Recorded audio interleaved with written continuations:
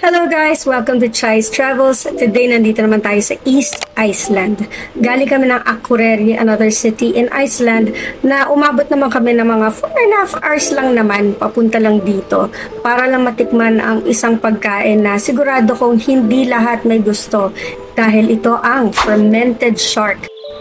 So, andito na tayo sa loob ng Randall's House. Ito yung restaurant na historic, kaya marami pupunta ng mga turista at mga foodies. Kasi alam mo to, ito dati, herring house to, na tinuyo po ng 1890, na ngayon ginawa na siyang restaurant.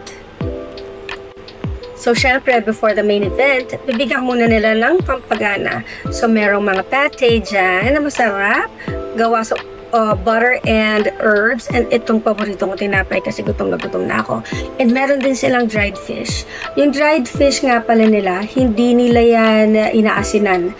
Basta isasabit lang nila air dry. Syempre tanggal na laman loob at lahat-lahat. Ayan, kaya ko pa. Dahil masarap eh.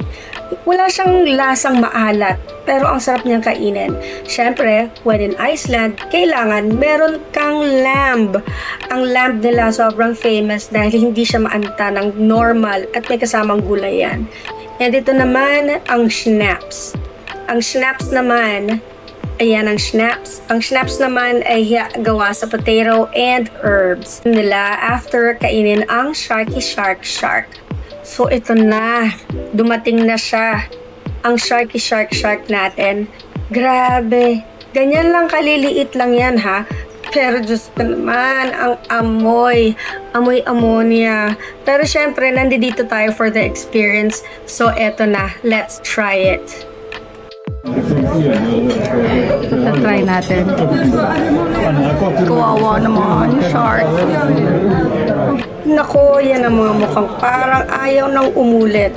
Nagdadasal na lang na sana matapos na to. Inom na muna para mahimasmasan. Lord, help me please. It's acquired taste. Yeah. So, dinay namin yung shark. Kawawa naman.